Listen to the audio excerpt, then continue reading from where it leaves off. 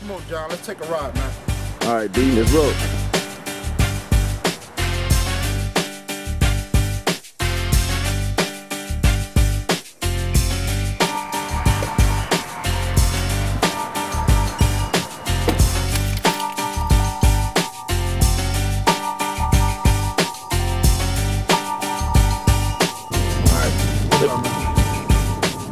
I've known you about 5-6 years. It's been a little bit longer than that. A little bit longer? Probably have. Too damn long now.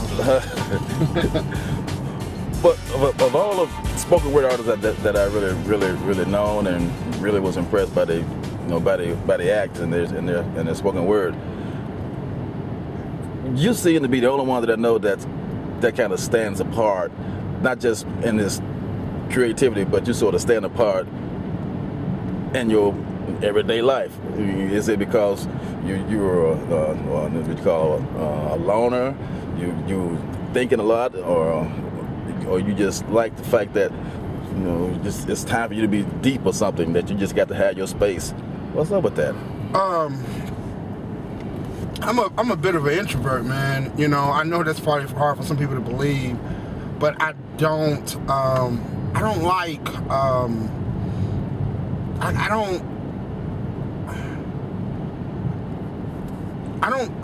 don't like. I can do it all without all the fame and I don't do spoken word for that. So sometimes it's hard for me to get out because I don't want to be around all the things that comes with it. You know what I'm saying? So it's easier for me to come out and kind of do what I'm doing. Yeah. And retreat. Okay. So are you trying to get a perspective, or it's easier for you to be able to observe more and then be able to put stuff down on paper because you're standing back and watching, or does your spoken word come from a different place?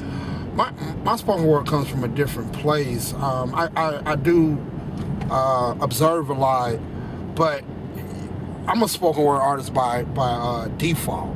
I didn't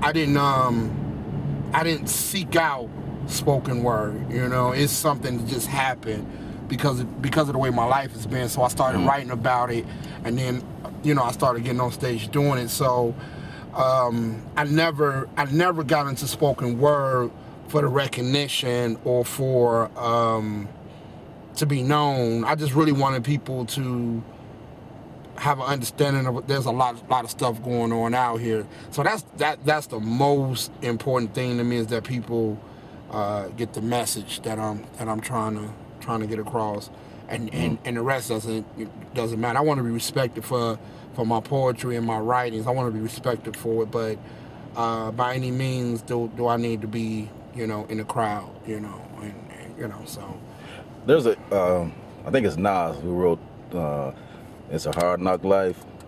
I think that was Jay-Z, I think it was. Okay, but one of those cats wrote about that, and it seems that a lot of your spoken word is about the hard knock life, the hard side of life, the things that you've gone through. The things that you've gone through made you not only a better artist, but a better person for going through it. Yeah.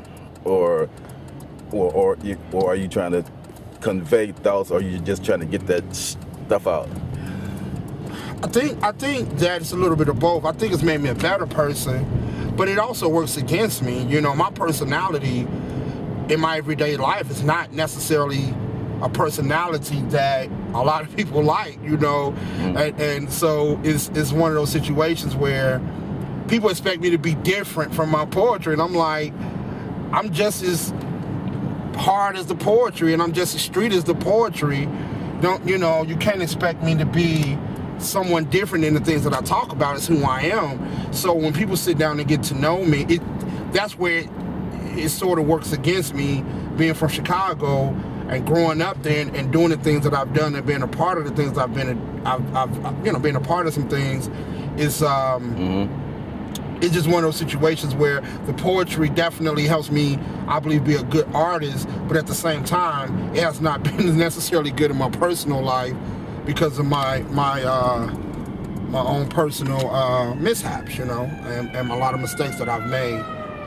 Do you feel like some of the artists, as in not only the present but in the past, that a lot of them want to be spoken word artists, but they're only quote unquote doing it because it's the fashionable thing to do?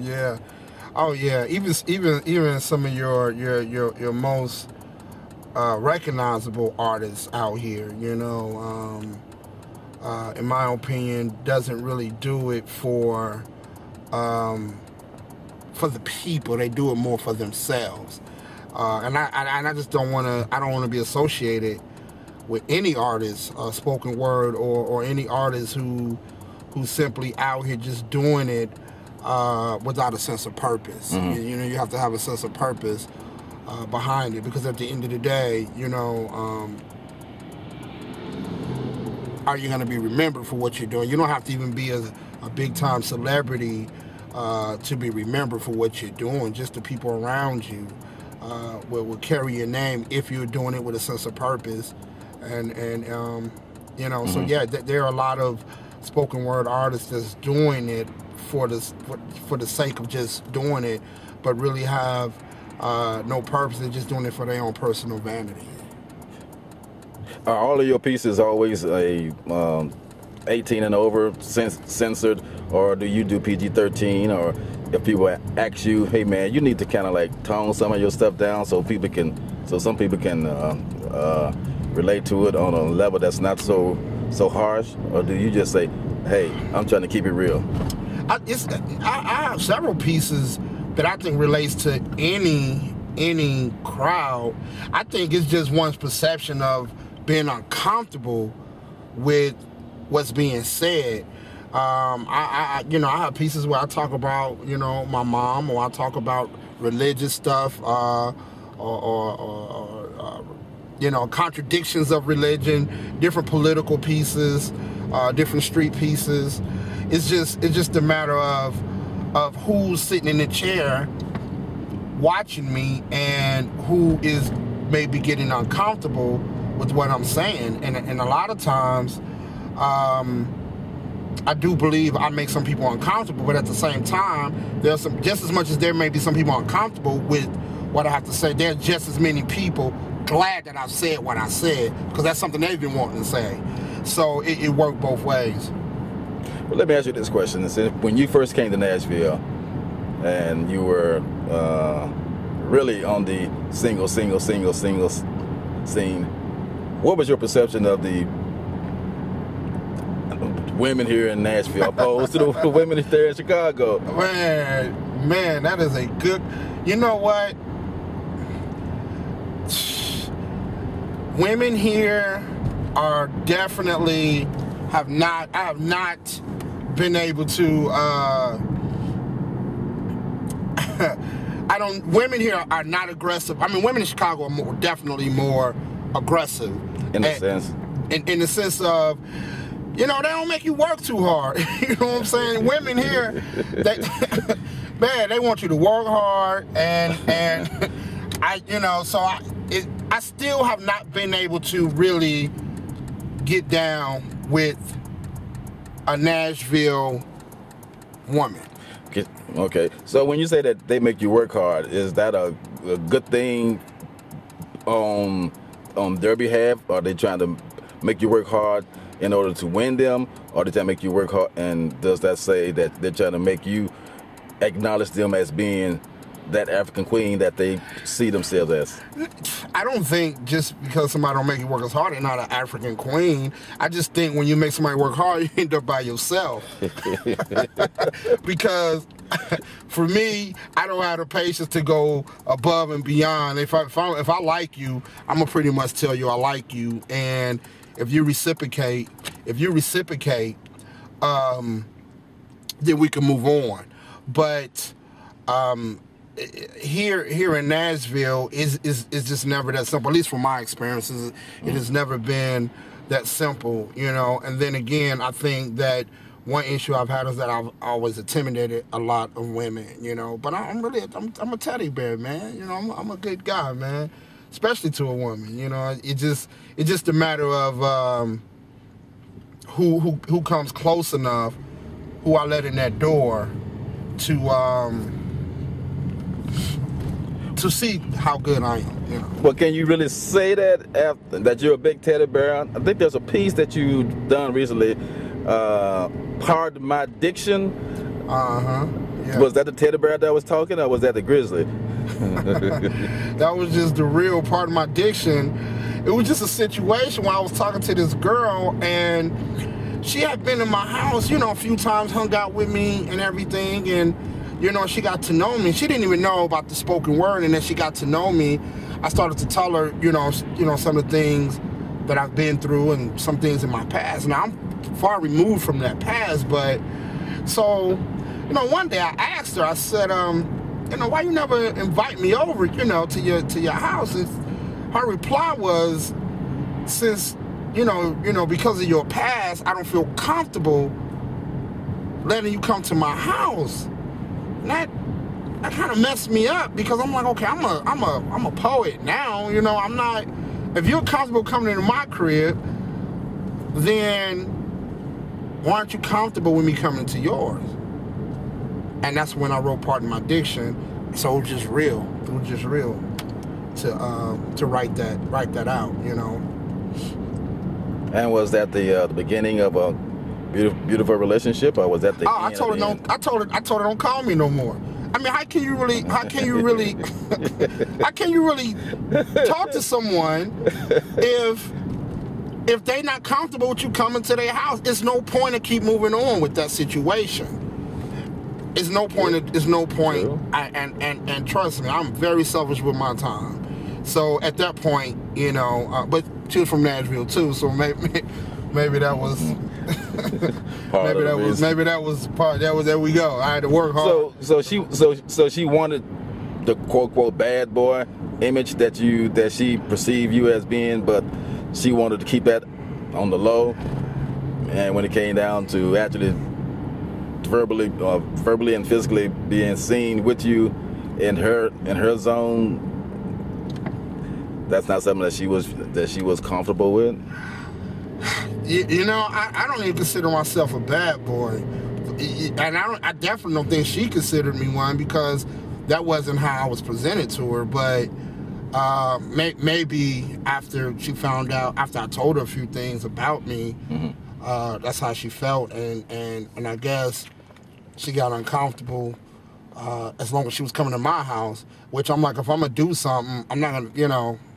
You coming in my house anyway? Yeah. Anyway, but the thing is the bottom line is that you know, I wrote from that experience, and I wrote Pardon My Diction from that particular experience. So would you say that the majority of the pieces that has been written since you've been in Nashville has been about the relationship that you experienced here pretty much? No, just a few. A lot of my poetry stems from Chicago, and things that I've done or been through, or just or just some ways that, you know, different ways that I think about different things. I may write about them. So I may write I got a blog that I write. Right. I write articles and I write poetry. So things that I write is usually stems from. It can be a thought, it can be an experience, it can be a past or present friendship or relationship with somebody. And so what is your definition of friendship? Loyalty, man. Loyalty. And I'll tell you this, loyalty means everything to me. And people that I'm friends with, that's in my inner circle, loyalty has always been there.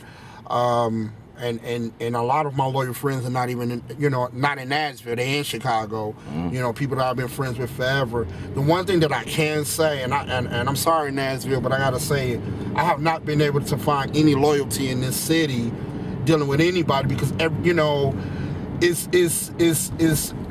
the mentality is very different in a way that I can't comprehend it, you know, because even the streets have ethics, you know.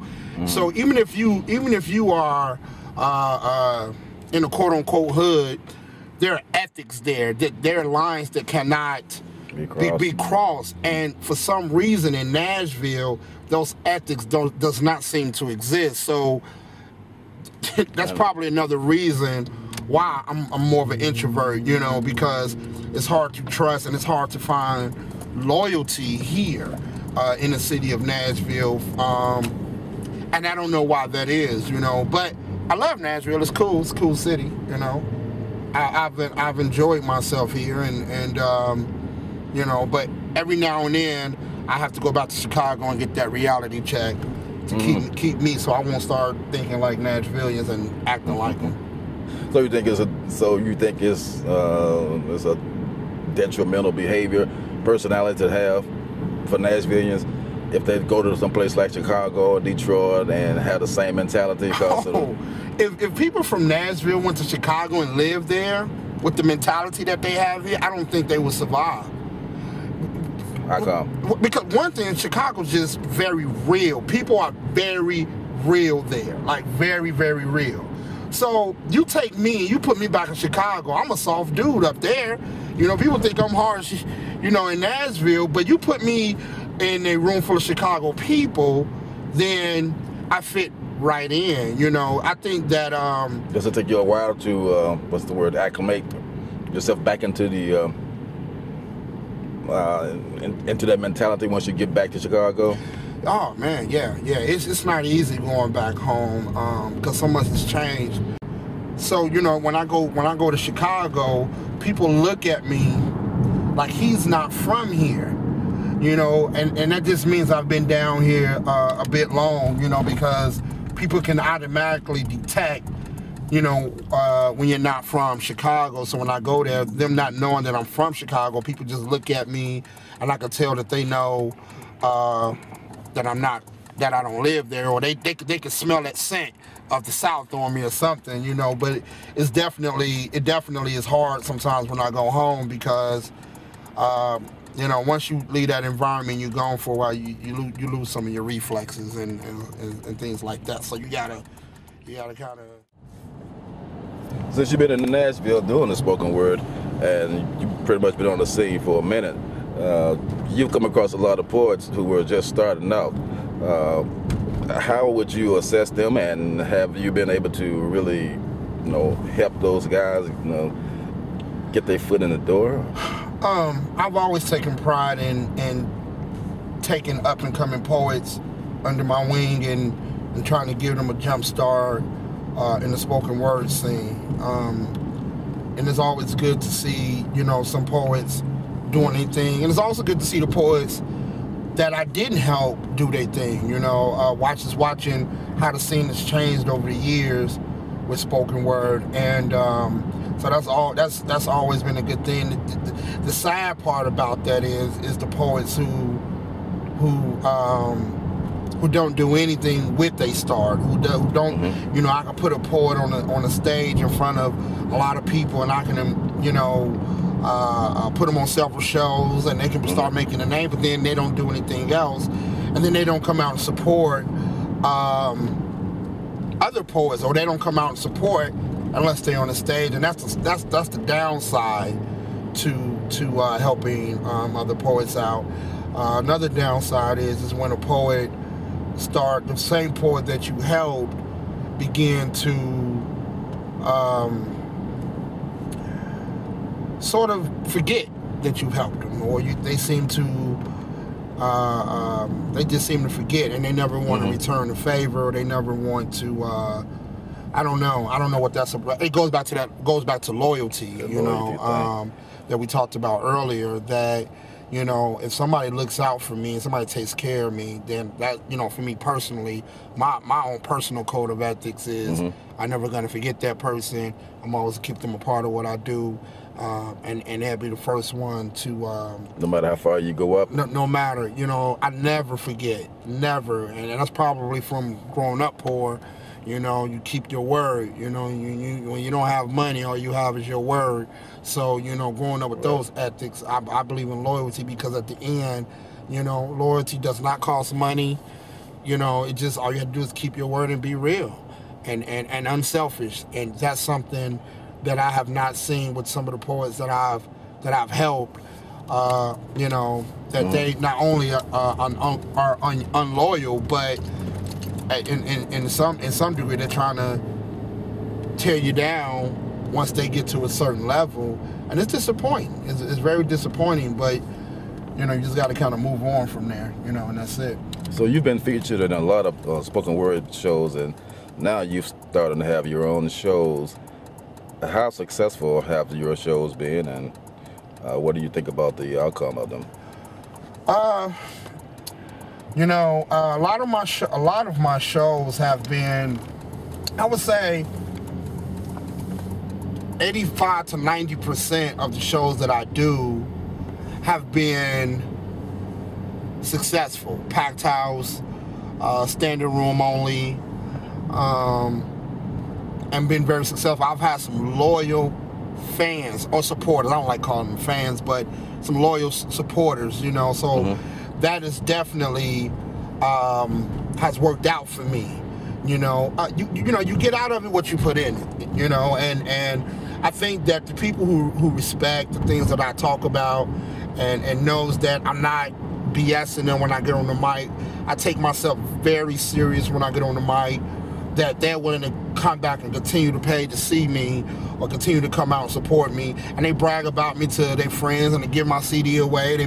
You know, a lot of friends buy my CDs for their friend and all of this. So it's, you know, the shows have definitely been great for me in Nashville. Great for me, and I must say this while I'm on camera. You know, my audience is full of Nashville people in the city, the entire city, around the city. No artist ever come to my show. Like no other artist, very few other artists comes to a D-Revolution show. But yet my shows are still packed. Yet my shows are still well received, and that makes me feel good. You know, that I can bring in a crowd, not based on friends and family, but people who genuinely like what I do. Can you come up with a reason as to why the other spoken word artists who quote unquote have names for themselves in the city also would not show their support? Or I don't know. You know, I can only speak for myself.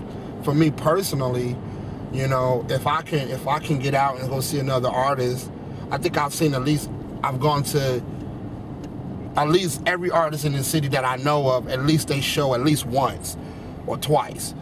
At some point or another, I've gone to support another artist.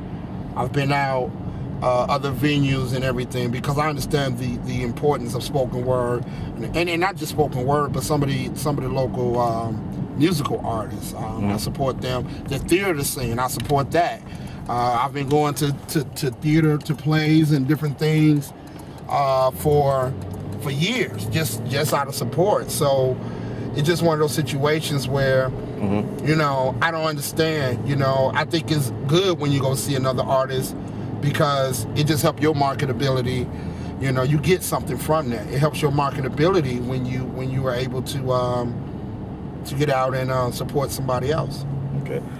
I guess my last question going to be, you may have already answered it, being that as a spoken word artist, what is your biggest pet peeve about that, about spoken word, about that venue, about that genre to itself? About spoken word? Yes, whether it be. My biggest issue, I can't even say it's a pet peeve, is that spoken word artists in this city, I've watched it change from a unified situation to just many different individuals trying to do something. Now, I'm on the outside looking in on the musical scene. When I see a lot of these R&B artists here in Nashville, they seem to help each other out quite a bit. They seem to help each other out a lot in terms of with shows. They seem to get along, it's not like that with spoken word. Is everybody seem to be competing with each other, and nobody wants to go support because, you know, he didn't put me on my show, he didn't put me on his show, and that doesn't make sense, you know. And in order for this to work, you have to go support other artists, and isn't that pretty much a taught thing in the spoken word, because of all of the slams and things that they out there to really prove who's the best spoken word artist, and that mentality can be a contributor to them want to stand alone rather than I think I'm a living proof that you can stand alone and still support. You know, I want to be the best too, and I say it on camera. I don't think any spoken word artist can do what I do in this city, but I'm not here to compete in a negative way, because your message the message that another person has in a spoken word is important to the world. So it doesn't matter to me, as long as you're teaching and as long as you are getting your message across. It really doesn't mean a whole lot to me to not support somebody who's getting a message out. I hope that came out right. You know, yeah. being competitive is cool, but when you get to a point where you feel like you can't go see this person or you can't go see that person, oh, it's just D-Rev, you know, you hurt yourself. I mean, in the long run, you are hurting yourself.